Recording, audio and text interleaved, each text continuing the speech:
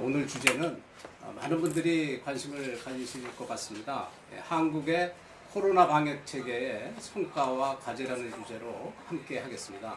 오늘의 토론회는 지난 100일간의 방역 정책의 성과를 확인하고 앞으로 장기적인 생활 방역 국면의 과제를 정리해 보고자 준비했습니다. 우선 첫 번째로 우리가 대외적으로 얘기할 때 3T, 3T를 얘기합니다. 먼저 첫 번째 T는 트레이싱입니다. 즉 추적 관리이고요. 두 번째 T는 테스트, 검사입니다. 그리고 세 번째 T는 트리트먼트입니다. 우선 트레이싱과 관련돼서는 그 확진자로 판정이 되면은 그 확진자와의 접촉자들을 IT 기술을 총동원해서 저희들이 확인을 하게 됩니다. 휴대폰 사용이라든지 신용카드, 또 교통카드, 그리고 CCTV 이런 것들을 통해서 접촉자를 다 확인하게 되면은 그분들을 2주간 격리 조치하면서 이 질병의 확산을 방지하고 조기에 진단하고 그리고 격리하는 그런 역할을 했다고 볼 수 있겠죠. 그리고 두 번째 T, 테스트입니다. 대한민국 정부가 어떻게 보면은 전 세계적으로 가장 그 획기적인 그런 상품을 개발했다. 조기 진단입니다. 그리고 이 진단 체계는 질병이 발생하자마자 바로 2주 만에 신속 승인 절차를 통해서 환자들에게 바로 적용이 가능했죠. 그리고 세 번째는 의료진들과 또 국민들이 하나 되는 그런 치료 체계를 저희들이 경험을 했습니다.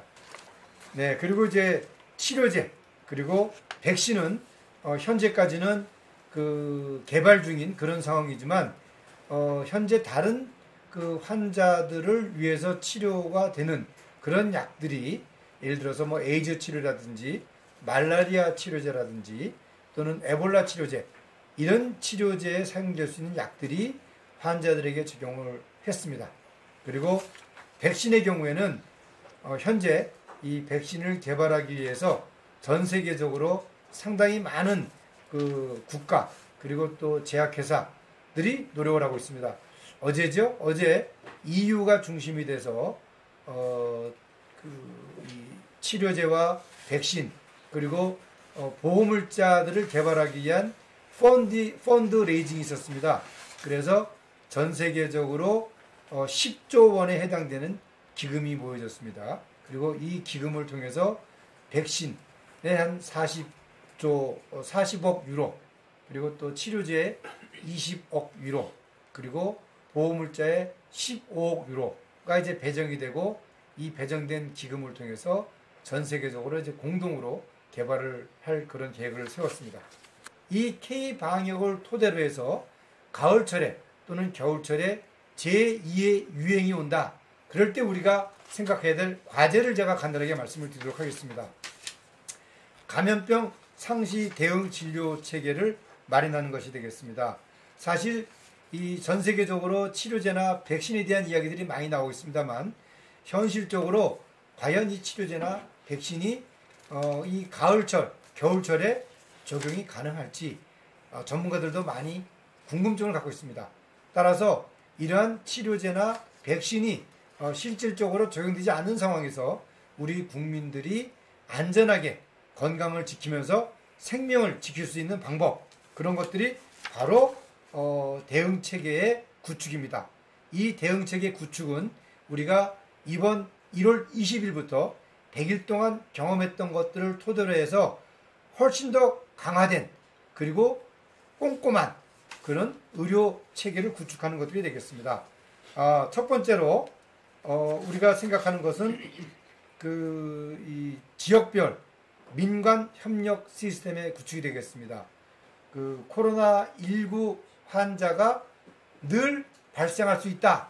이런 걸 염두에 두고 의료기관에서 이런 의심 환자들에 대한 상시 진단 시스템을 구축을 하고 그리고 이러한 구축하에서 환자들을 상시 진료할 수 있는 그런 시설을 갖춘 전담진료소 그리고 전담병원을 지정을 하고 활성화를 할 필요가 있겠습니다. 특히 이제 오늘 우리가 이제 이렇게 온라인으로 화상으로 회의를 하는 것처럼 의료 분야에 있어서도 코로나19를 통해서 비대면 진료 체계에 대한 제도적인 마련이 필요하다라는 걸 느낄 수가 있었습니다. 따라서 이 비대면 진료의 지속 가능성을 위해서 전화 상담이라든지 또는 처방 이런 것들에 대한 제도적인 검토, 그리고 또 이런 부분들에 대한 그 건강보험에서의 수가로 보상하는 그런 부분들도 좀 중장기적으로 논의할 필요가 있겠다 말씀을 드리고 싶습니다. 정부 이제 조직과 관련돼서 현재 보건복지부가 이제 보건, 복지 상당히 그 분야가 방대합니다. 정부 부처에 산재되어 있는 이 보건 업무가 하나의 그 업무로 이제 모아져서 보다 효율적으로 관리할 수 있는 그런 부분들도 좀 검토가 될 필요가 있겠다라는 점을 말씀을 드리고요. 그리고 이제 두 번째로 현재 질병관리본부가 차관급 기관으로 되어 있습니다. 그러나 인사권, 예산권이 보건복지부에 이제 속해 있다 보니까 전문 인력을 확보하는 문제라든지 또는 그 이 사업별로 예산을 적재적소에 확보하는 그런 문제가 어려움이 있는 것이 현실입니다. 따라서 차제에 질병관리본부를 질병관리청으로 이제 승격시키는 문제가 이번 기회에 적극적으로 좀 검토가 될 필요가 있겠다. 우리의 방역 경험뿐 아니라 상당한 정책 제안을 포함한 굉장히 꼼꼼한 발표를 해주셨는데요. 오늘 아까 소개드렸듯이 세 분의 전문가 패널을 모셨습니다. 제가 먼저 이 세 분 전문가들의 이 전병렬 교수님의 발표에 대한 코멘트를 듣고 또 각자 전문 분야가 다르기 때문에 그분들의 전문 분야에 대한 또 질문, 그리고 나중에 전반적인 정책적 질문 등으로 구성해서 진행하도록 하겠습니다. 먼저 허윤정 국회 코로나19 대책 특별위원회 위원으로 활동하고 계신 더불어민주당 허윤정 의원님을 모시고 먼저 코멘트를 듣도록 하겠습니다. 발표에 대한 코멘트를 듣도록 하겠고요. 또 제가 알기로는 허윤정 의원님께서는 이 빅데이터 활용에 대해서 굉장히 관심이 많은 걸로 알고 있습니다. 특히 이제 건강보험 심사평가원 심사평가연구소 소장을도 역임하셨고 아마도 그때 이제 이 방대하게 쌓인 자료를 좀 제대로 활용하고 있지 못한 거에 대해서 굉장히 안타까움을 많이 느끼셔서 이런 제안들을 하시는 게 아닌가 그런 생각이 드는데요. 이 부분에 대해서 구체적으로 어떤 아이디어를 갖고 계신지에 대해서도 좀 설명해 주시기 바랍니다. 감염병과 같은 재난에 대응해서 우리 재난관리기본법이 보건복지부와 질병관리본부가 리더가 되는 그런 제도적 틀을 갖고 있지 않습니다. 그건 재난관리법의 개정이 필요한 것이고요. 현재는 일반적인 재난관리에 대해서 행안부 장관이 일반적 리더가 될 수 있게 되어 있습니다. 그러나 이렇게 감염병과 관련된 재난에 대해서는 보건복지부와 질병관리본부가 국가 전체의 리더가 될 수 있는, 현재 이미 그렇게 하고 있는 것은 제도적 기반에서 한 게 아니라 현 정부가 그렇게 결정했기 때문에 하는 것이고요. 이게 제도적으로 좀 안정적인 운영을 위해서 제도가 바뀔 필요가 있다. 관련 입법안의 개정안을 발의한 상태입니다. 사실 코로나19 이후에 우리 사회가 어떻게 변할 것인가, 어떤 과제를 가질 것인가, 이것도 있지만 이 문제를 어떻게 성찰할 것인가에 대한 것도 저는 상당히 중요한 문제라고 생각합니다. 빅데이터와 관련해서는 상당히 아쉽습니다. 물론 이제 혹시 아실지 모르겠지만 우리 건강보험 심사평가원이 처음으로 코로나에 관련된 그 빅데이터를 전 세계에 개방하기 시작한 게 벌써 2달이 지났습니다. 이제 여러 가지 활용도를 가질 수 있습니다. 예를 들어서 코로나19가 먼저 시작했던 국가들이 어떤 기저질환이 있는 환자들이 중증으로 이동하고 어떤 기저질환이 있는 환자들이 경증으로 가는지, 이런 데이터들이 후발 국가한테 그 트리아지를 위해서 상당히 중요한 지표가 될 수 있고요. 사실 약물 재창출과 관련된 치료제 시장에서 치료제를 개발하는 과정에서도 기초적인 임상의 빅데이터를 활용할 수 있다면 타겟 임상을 할 수 있는 그런 형태로 축소해서 타겟 임상을 할 수 있는 근거로서 사용을 될 수도 있습니다. 이후에 감염병이라고 하는 대응에 있어서 일개 국가와 국제 공조가 퍼블릭한 영역에서 어떠한 네트워킹과 지속 가능성을 확보하기 위한 구조를 재구조할 건가라고 하는 것에 대한 숙제가 저는 주어진다고 생각합니다. 사실 이번 코로나 이후에 질병관리본부가 많은 대책과 기준을 내놨지만 제 가슴에 가장 꽂히는 것은 아프면 3, 4일 쉬십시오.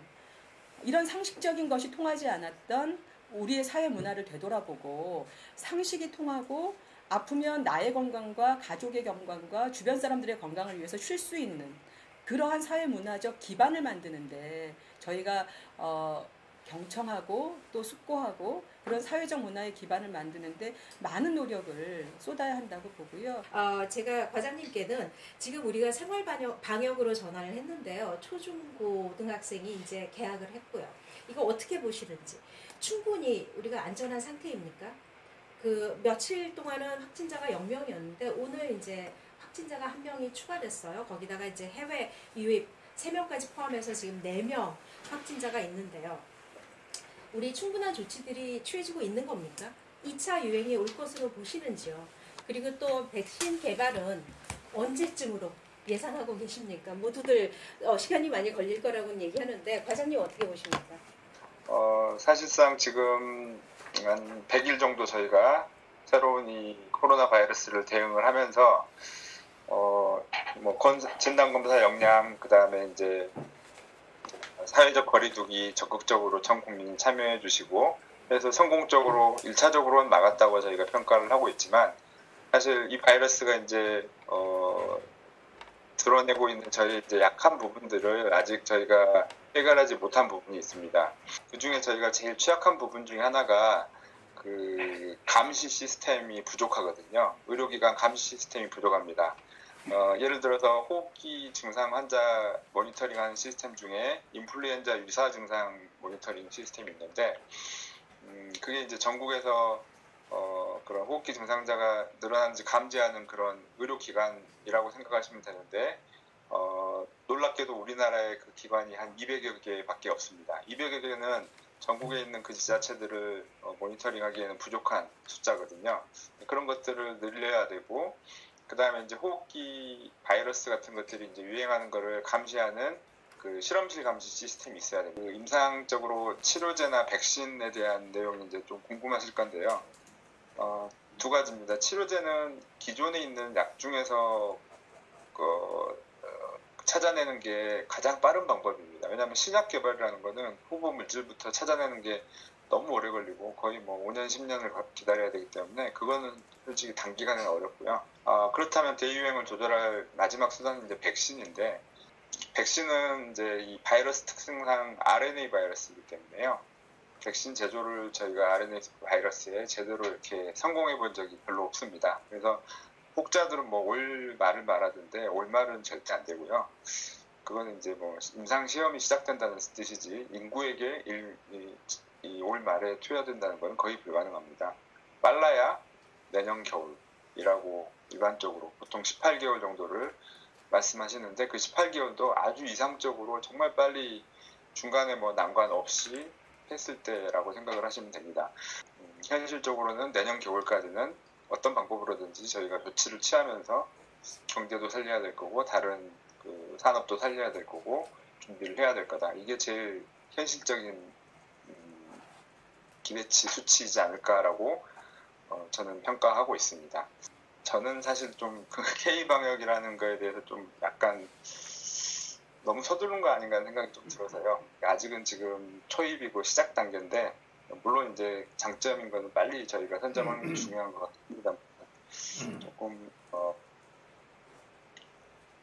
저는 좀 조심스럽게 생각을 합니다. 왜냐하면 아직 우리나라가 지금 방역이 다 끝난 게 아니어서요. 그리고 사회적 거리두기나 생활 방역으로 지금 접어든 지가 이제 이틀째입니다. 그래서 앞으로 2주에서 한 달 사이에 어떤 변화가 일어날지 좀 더 두고 봐야 되는 그런 부분이 있어서 약간 조심스러운 면이 있습니다. 우리 김지영 소울리더스 인베스트먼트 상무님께서 기다리시고 계시기 때문에 이 발표에 대한 코멘트 듣고 또 김지영 상무님께서 의약품 특허 및 사업개발 전문가이시기 때문에 또 특별히 질문을 드리겠습니다. 이 바이오 제약 산업이 우리 자동차, 반도체를 합친 것보다 시장 규모가 더 크다고 하는데요.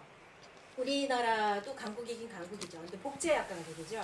그래서 유망한 미래 산업인 것은 분명한데 아직까지 글로벌 시장에서 우리 제약 기업들이 차지하는 비중은 한 2% 남짓 한 것으로 제가 알고 있습니다. 그리고 그 신약 개발 경험은 더더욱 부재하고요. 그래서 상무님께서 보시는 우리나라 바이오 제약 산업의 그 현 주소 그리고 또 앞으로의 전망은 어떻게 보시는지 궁금합니다. 그 허윤정 의원님께서도 이 분야의 전문가이시기 때문에 또 추가로 코멘트 해주시면 감사하겠습니다. 네, 안녕하세요. 그 솔리더스 인베스트먼트의 김지영이라고 합니다. 그나마 지금 어쨌든 사회적 거리두기를 굉장히 강화하다가 이렇게 완화되고 어느 정도 그래도 사람들이 여유를 찾을 수 있게 된 게 국민, 의료진, 정부 이렇게 각각의 영역에서 다 유기적으로 각자의 역할을 잘 해내서 이런 성과가 있게 된 것 같고요. 지금의 상황이 어떤 치료제나 백신이 개발돼서 상황이 완전하게 해결된 상황이 아니기 때문에 그때까지 우리가 이제 앞으로는 어떤 일을 하면서 이 상황을 잘 타개해 나갈 것인지 좀 생각해 봐야 하는 시점인 것 같습니다. K바이오 이런 얘기를 하면서 굉장히 저희 진단에 대한 이제 우수성을 국내외적으로 많이 인정도 받고 있고 그렇게 하고 있고 그리고 이제 국내에서 환자 확진하는 데 있어서는 분자진단법이라는 상대적으로 굉장히 정확성 있는 방법으로 지금 검사가 시행되고 있는 걸로 알고 있습니다. 어떤 진단 검사에 대한 부분도 좀 더 정밀해지고 좀 더 이제 촘촘해져야 하는 게 아닌가라고 생각을 하고 있습니다. 비상 상황과 같은 그런 어떤 사회적 격리가 아니라 생활 방역 체제에서는 이제 좀 위험한 환자군을 보다 빨리 선별해서 이제 대응할 수 있도록 이제 분자 진단보다 좀 더 빠른 검사 결과 나오고 그다음에 장비나 이런 것들이 크게 필요 없이 낮은 비용으로 할 수 있는 그런 항체 진단 키트도 같이 병행해서 저희가 선제적으로 좀 대응할 필요가 있지 않나 생각이 되고요. 우리나라는 좀 분자 진단 쪽에 좀 더 효율성 있고 정확한 쪽에 맞춰져 있었던 것으로 알고 있는데 최근에 미국 FDA 가이드라인이나 이런 데서도 항체 진단도 그 나름의 어떤 신속 진단 키트로서의 그런 유용성에 대한 부분이 역할을 한다라는 그런 코멘트가 있었고요. 그리고 요즘에 그 혈장 이용해서 치료하는 방법 관련해서 실제 그 혈장 치료법에 대한 선별을 위해서 이제 검사하기 위해서는 항체 진단 키트가 또 유용한 수단이 될 수도 있다 이런 부분이 있어서 그런 부분에도 저희가 좀 관심을 갖고 이전에는 당연히 그 외국계 제약회사를 이제 필두로 해서 그쪽에서 나온 신약들이 굉장히 많이 있었지만 지금은 바이오 벤처 회사에서도 국내 바이오 벤처에서도 신약 개발을 많이 하고 있고 그런 회사들의 제품을 해외 유수한 제약사에서 이제 라이센싱 인해서 가는 케이스도 많이 생기고 있어서 제 생각에는 그런 생태계나 그런 자원들이 굉장히 넓어지고 있는 상황이기 때문에 현재는 조금 그렇게 협소해 보일 수 있는 상황이지만 지금 계속해서 성장하고 발전해가고 있는 상황이라고 생각이 되고요. 이제까지는 벤처 회사 중에서도 이제 신약을 개발하는 회사들이 사실 굉장히 조명을 많이 받고 상대적으로 이런 진단 쪽을 하는 회사는 좀 별로 관심을 받지 못하는 그런 상황이 있었다고 생각이 됩니다. 그래서 이런 감염 상황이 굉장히 안타까운 상황이긴 하지만 이거를 타개해가는 과정에서 이제 진단 회사들도 좀 더 많이 성장하고 발전할 수 있는 그런 계기가 되었으면 하는 생각이 있습니다. 그러니까 몇 개 안 되는 회사들의 R&D 규모가 굉장히 협소하니까 역할 분담을 하는 방식이죠. 어떤 회사는 R&D를 하고 어떤 회사는 유통을 맡고 어떤 회사는 생산을 맡고 이렇게 해서 공공펀드가 개입하면서 이런 공공의 백신과 치료제 영역에 지속 가능성을 확보할 수 있는 그런 모델 이런 것들도 검토가 필요하다는 생각이 들고요. 적십자사의 헌혈이라고 하는 행위나 혈장 채취라고 하는 행위는 감염병 대응에 최적화되어 있지 않습니다.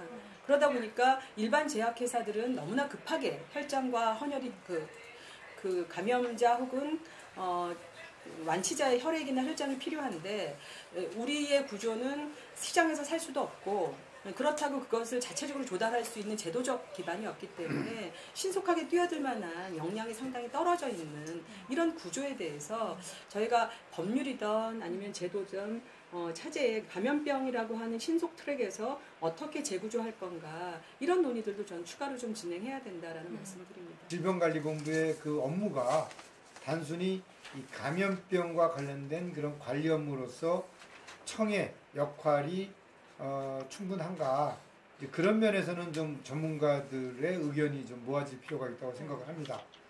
따라서 이제 그 미국의 CDC의 역할, 그리고 또 우리나라 질병관리본부의 역할 좀 비교해 볼 필요가 있겠고요. 그리고 또 그 과정에서 기존의 이제 보건복지부의 보건 분야 업무, 또 의료 분야의 업무를 그 질병관리청으로 만약에 본부를 승격했을 때 어느 정도 이 교통정리를 할 수 있을지, 그 부분도 좀 이렇게 전문가 또 시민단체 국회에서 좀 더 논의가 된다면은 앞으로 질병관리본부의 그 청 관련되는 업무에서 많은 논의가 있을 수 있습니다. 그 이 보건복지부 내에서의 보건과 복지 업무를 어떻게 이제 이 전문성을 살리면서 그 부처로서의 기능을 좀 더 활발해 갈 수 있을까? 제가 뭐 속한 학회나 이런 단체 입장은 제가 대변한 아니라는 것 좀 먼저 말씀드리고, 제 개인적인 입장을 말씀드리면, 비대면 진료나 영상 또는 원격 진료는 당연히 앞으로 가야 될 길이라고 생각을 하고요. 근데 이제 그런 그 과정의 중간에 논의가 많이 필요합니다. 어느 정도 좀 제한을 둬서 해결을 이제 그 허용을 해주면 어떨까 하는 생각을 합니다. 예를 들자면 그 지역에 있는 의료기관, 개인 의료기관에서 그 거주자만 진료를 볼 수 있게 한다든지 이렇게 조금씩 제한을 둬서 차근차근 좀 해보면 개원가나 그쪽 그 현장에 있는 의료진도 조금은 납득을 하면서 이렇게 받아들일 수 있지 않을까 이런 생각을 하고, 이 휴대폰 위치 정보, 또 신용카드 사용 내역 활용, 또 손목밴드 활용 등 이 개인정보 활용 문제, 또 프라이버시 문제가 좀 있는 거 아니냐 한국에서. 그 한국은 집단주의와 유교 문화가 강하기 때문에 이런 그 프라이버시를 어느 정도 타협할 수 있는 그런 문화다 이러면서 이제 문화적 그 배경으로 설명을 하려고 하는 사람들이 꽤 있는 것 같은데요. 이게 이 생명이 걸린 문제인데 단순히 문화적인 현상으로 봐야 하는지 어떻게 봐야 할까요, 이 문제에 대해서? 한국은 개인정보를 무분별하게 그 침해하면서 감염병을 대응하고 있는 그런 제도와 그런 문화를 갖고 있지 않습니다. 저희는 철저하게 개인정보를 보호할 만한 제도적 기반 하에 감염병을 차단하기 위한 부분적인 활용을 하고 있는 것이죠. 이 분별을 저는 분명히 해야 될 것 같고요. 다만 그 과정에서 무분별한 언론의 보도 태도나 과잉으로 그 네티즌들이 정보를 터는 그런 행태는 반드시 막아야 된다고 생각합니다. 앞으로 좀 더 개선될 부분들, 보완될 부분들, 그런 부분들을 우리가 이제 상당히 많은 것들을 발견할 수가 있었습니다. 그 의료 체계 문제라든지 또 정부의 거버넌스 문제라든지 이제 이런 것들을 향후 차분히 이제 우리가 논의를 하면서 메르스 이후에 우리가 많은 제도를 개선을 해서 코로나19를 현명하게 극복을 하고 있는 것처럼 또 코로나19를 경험하면서 우리가 또 문제로 생각했던 것들, 그런 것들을 좀 더 심층적으로 논의할 수 있는 시간을 다시 또 만들었으면 좋겠다는 생각을 가져봅니다. 각 분야에서 좀 더 건설적인 의견 교환이나 토론 같은 것들이 이루어져서 계속 그런 방안들이 잘 실천될 수 있으면 좋겠고요. 그런 효과로 사실 이 코로나 때문에 뭐 여러 가지 산업이나 이런 부분도 많이 위축이 됐고, 저희 같은 그 투자업계도 사실 해외 어떤 셧다운이나 이런 것으로 좀 소강 상태가 된 그런 상황이었는데, 그런 효과로 좀 더 모든 사람들이 더 건강하고 좀 더 활기찬 그 원래 상황으로 또 보다 발전된 상황으로 생활할 수 있으면 좋겠다는 말씀드립니다. 네. 예, 송경준 원장님 아주 수고 많으셨습니다. 네, 우리 모두 시청하셨듯이 저희 그 방역 체계가 그냥 우연히 된 게 아니라 오늘 그 가지고 계신 경험이나 지식의 깊이와 넓이를 보셨듯이 그 전병률 교수님, 허윤정 위원님, 김준용 과장님, 그리고 김지영 상무님의 그 식견과 경험이 사실 저희 그 방역 체계에 참고하고 계신 전문가님들의 수준이 아닌가 이렇게 저는 느꼈습니다. 그래서 저희 그 사실 혁신경제나 성공경제연구소가 기업이나 경제의 혁신을 다루지만은 저는 그 오늘 이 자리를 통해서 정부의 행정 대응력과 함께 그 민간의 혁신 능력, 주로 이제 이번에는 의료 체계가 되겠습니다만은 그 결국은 기업이나 경제를 일으키고 있는 그 혁신 능력, 혁신 과정하고 큰 차이가 없다. 그런 의미에서는 우리나라의 그 혁신 능력이 일정 수준 상당히 올라와서 이런 위기 시에 아마 실력을 발휘한 게 아닌가.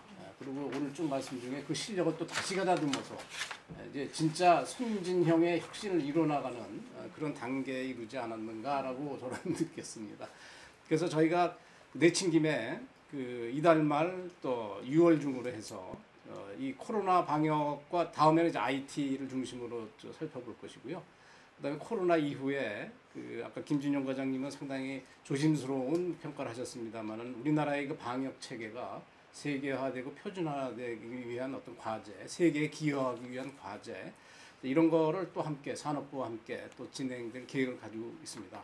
그래서 당분간은 이 웹세미나 형태로 자주 뵙겠습니다. 오늘 이렇게 참여해 주셔서 감사드리고요. 특히 오늘 발표 토론해 주신 여러분들께 정말 깊은 감사를 드리겠습니다. 이것으로써 한국의 코로나 방역 체계 성과 과제 웹세미나를 마치겠습니다. 감사합니다.